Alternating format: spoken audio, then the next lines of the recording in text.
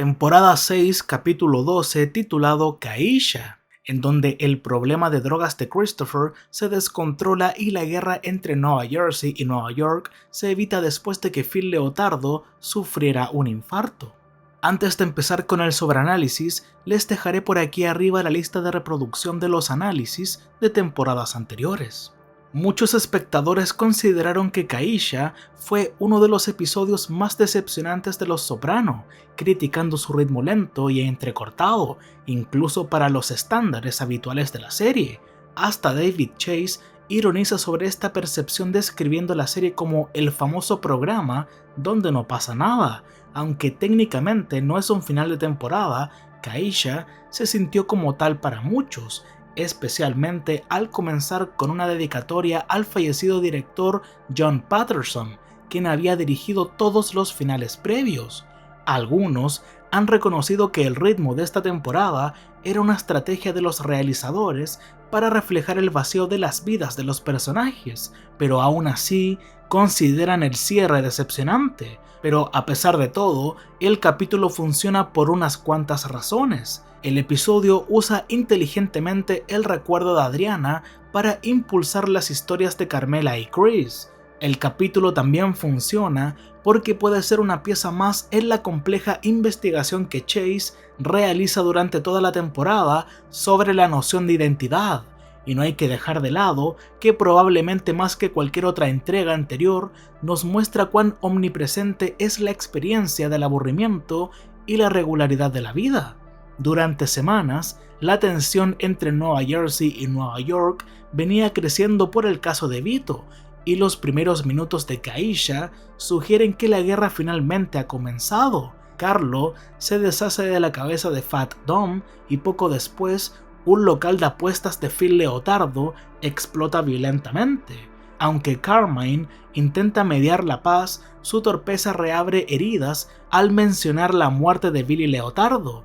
Mientras Butch exige venganza, el agente Harris advierte a Tony sobre un posible ataque. Todo apunta a que Christopher podría ser el blanco.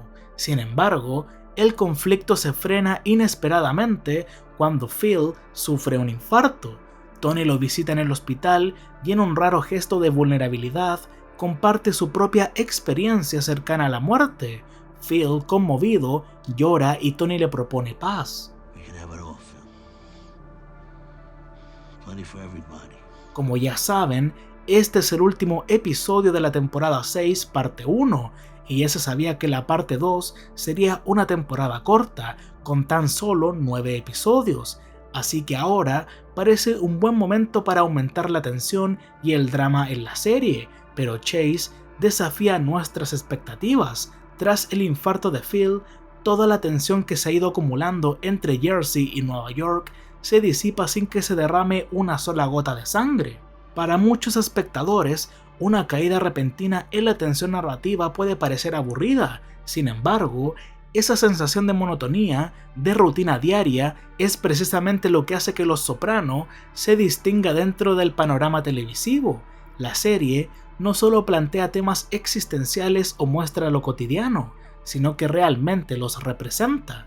En lugar de centrarse únicamente en conflictos externos como la guerra entre mafias, lo que destaca es el enfrentamiento interno del propio medio televisivo. Una lucha entre convenciones tradicionales de las series, como el elenco coral, las tramas múltiples o las estructuras predecibles, y una propuesta estética que desafía esas normas y rechaza la necesidad constante de avanzar hacia algo definido. Así, lo aparentemente aburrido se transforma en uno de los elementos más innovadores del relato. Pero bueno, cuando Tony hace las paces con Phil Leotardo en la habitación del hospital, evitando así una guerra mafiosa que podría haber sido un clímax espectacular para el final de la temporada, no solo resuelve un conflicto narrativo, sino que David Chase rompe con los patrones tradicionales de la televisión. Al parecer, les interesa más mostrarnos el aburrimiento de ambos, en lugar de los ataques a la mafia. Este aburrimiento intermedio se refleja también en la vida de varios personajes que tras buscar mejorar, regresan a sus roles familiares y rutinarios. Tony, por ejemplo, fue un esposo fiel durante gran parte de la temporada, rechazando incluso a Juliana, pero ahora retoma su vieja costumbre de perseguir a Juliana, quien responde con frialdad. Por otro lado, Carmela regresa a sus viejas costumbres, tras una experiencia profunda en París que pudo haberle impulsado a buscar una vida más honesta. Parece que sigue atrapada en el mismo compromiso difícil que ha tenido durante años. Aunque siempre ha sabido protegerse de verdades incómodas, su reciente sueño, donde un gendarme le dice esto refiriéndose a Adriana, la impulsa a querer descubrir la verdad sobre la desaparición de su amiga. Después de visitar a Liz la Serva, visiblemente afectada y hospitalizada tras un intento de suicidio por la desaparición de su hija, Carmela quiere contratar a un detective privado para investigar, pero Tony no quiere que su esposa se involucre, así que usa a Silvio para que el inspector de obras levante la suspensión que afectaba a Carmela. Emocionada, ella descarta la tarjeta del detective y retoma su vida con normalidad. Y Chris también regresa a sus viejas costumbres, dejando atrás la sobriedad de manera preocupante. Aunque es algo que muchos no se tomaron bien, porque desde la temporada 2 hemos estado viendo este comportamiento en Chris, así que para muchos es repetitivo y aburrido. Sin embargo, aunque esto se ha visto muchas veces, la recaída actual parece estar motivada por el dolor y la culpa que siente Chris por la muerte de Adriana, que lo persigue durante todo el episodio. Nada que ver comparado con Carmela, que sí pudo dejar el tema de Adriana atrás, al menos por un momento. Tras mantenerse sobrio desde el final de la temporada 4, su primera recaída importante ocurre tras el asesinato de Adriana y se intensifica cuando revive ese trauma en la temporada 6. Aunque se casó y espera un hijo, ni la felicidad ni las nuevas responsabilidades lograron mantenerlo limpio. La vida doméstica con Kelly no logra inspirar a Christopher para mantenerse sobrio. Desde el principio del episodio se muestra que Kelly es una mujer buena, que está preparando la habitación del bebé con detalles sencillos y cotidianos. Ella misma dice que no es Adriana, Honey, I'm not Adriana, refiriéndose a que es fértil, a diferencia de Adriana, claro, pero tanto Chris como el espectador pueden interpretarlo también como que no tiene la misma personalidad o fuerza que tenía Adriana. Kelly es amable, atractiva y sana, pero demasiado normal, y ya se sabe que Chris se aburre con facilidad de lo cotidiano y sin sobresaltos. Por otro lado, Juliana parece más acorde con la naturaleza inquieta de Chris. A través de un flashback se revela que ambos se conocieron en reuniones de Alcohólicos Anónimos y que el rechazo que Tony le hizo a Juliana la llevó a recaer en la bebida. De hecho, Tony también es responsable de que Chris vuelva a beber, al empujarlo en una situación que revivió la muerte de Adriana. Aunque ni Chris ni Juliana parecen estar del todo conscientes de ello, fue Tony quien indirectamente los impulsó a ambos a romper con la sobriedad. No obstante, ellos sí perciben la fuerte atracción que surge entre ambos, y no pueden esperar a llegar a un lugar privado para comenzar a beber juntos un café, lo que ocurre en un estacionamiento frente a un restaurante. Es notable que, hasta donde se recuerda, Christopher nunca haya tenido una aventura seria a espaldas de Adriana, aunque sí tuvo algunos encuentros casuales con prostitutas y strippers, y en la temporada 2 se acostó con Amy. Nunca mantuvo una relación frente fuera de ella, incluso intentó un trío con la agente encubierta Danielle, pero eso ocurrió con Adriana presente, no a sus espaldas. Durante las 5 temporadas en que Chris y Adriana estuvieron juntos, no hubo otra relación seria para él. Ahora, sin embargo, la situación ha cambiado. Aunque él y Kelly llevan menos de una temporada juntos, Christopher ya está desarrollando sentimientos físicos y emocionales por otra mujer. Juliana tampoco es Adriana, a pesar de la similitud en sus nombres, y esto se subraya cuando Juliana responde a Chris con esto. Not a fucking parking spot. Esta frase puede relacionarse con una escena anterior donde Chris dejó el coche de Adriana en un estacionamiento del aeropuerto. simbolizando quizás que Juliana no quiere ser un simple lugar donde detenerse temporalmente. El abuso de sustancias de Christopher parece ser en gran parte un reflejo de su depresión por la muerte de Adriana.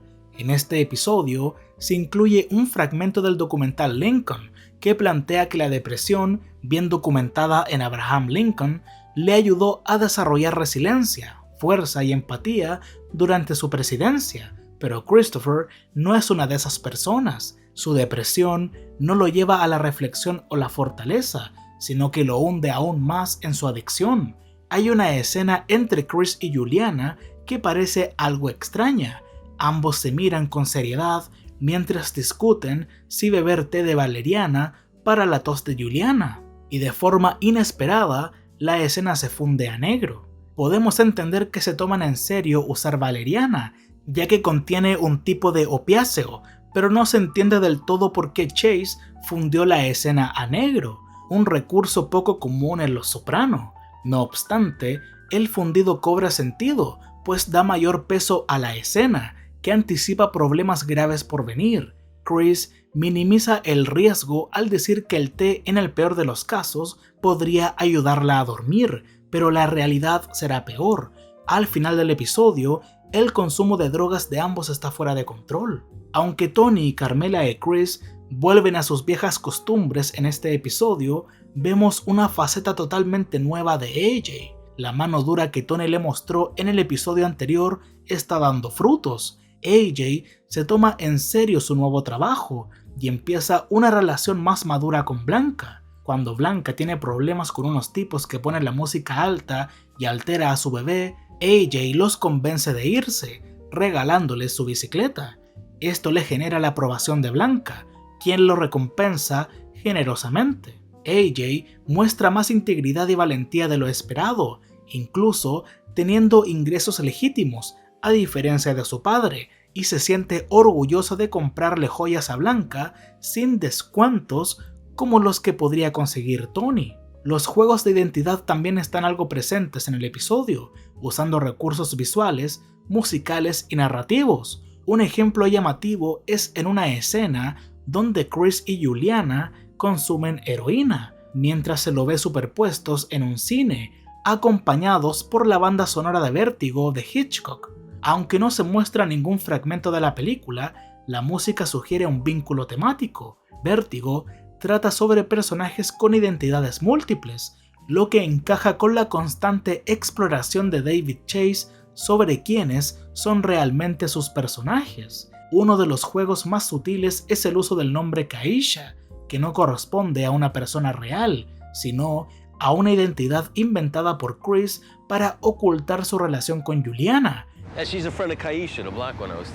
Esto crea un enredo de referencias entre el mundo ficticio, los actores reales y los personajes.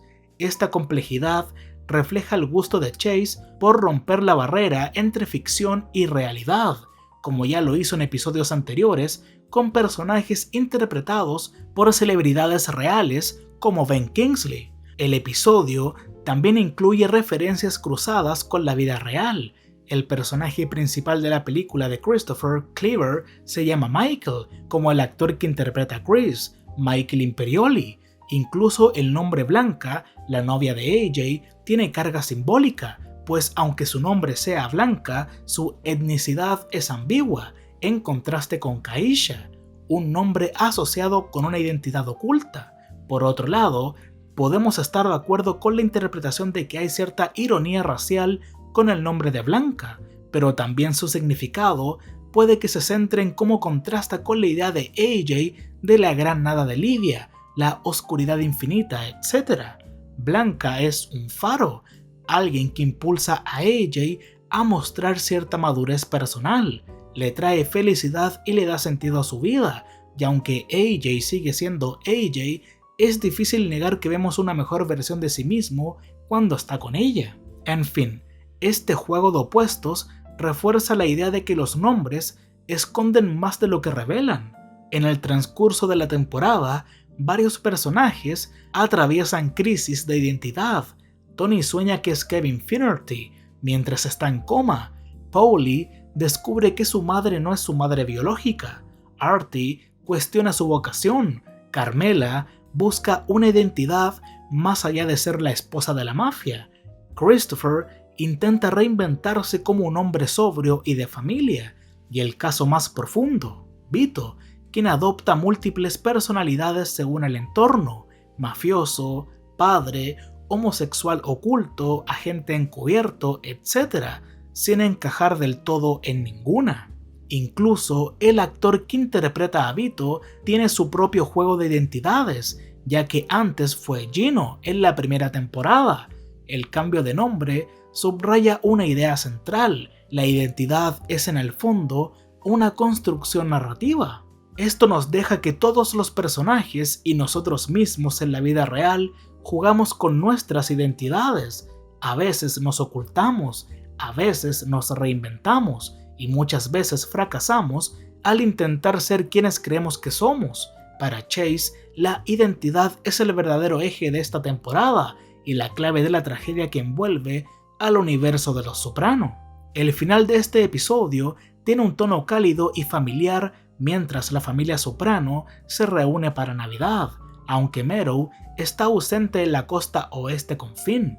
Aunque parece un episodio típico navideño, bajo esa fachada pacífica hay tensiones claras. Tony y Carmela están preocupados porque la novia de AJ es mayor, tiene un hijo y posiblemente por su origen. Tony también guarda cierto rencor hacia Chris por su relación con Juliana. David Chase rechaza la idea de que este final sea dulce o feliz. Los fragmentos de Casablanca incluidos reflejan cómo nada es tan perfecto como parece. Al igual que Rick Blaine evita la política, pero termina involucrado en ella. La serie también muestra la complejidad de la vida y la política. La temporada aborda temas como la guerra de Irak, el terrorismo, los derechos LGBT y el consumismo excesivo.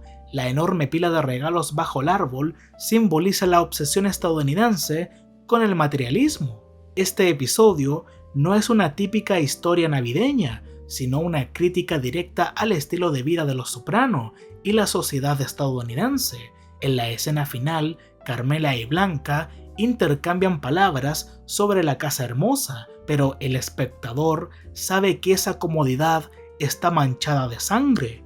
La escena está enmarcada por dos columnas que hacen parecer que todos los personajes están atrapados entre paredes simétricas, como si estuvieran siendo aplastados por una prensa.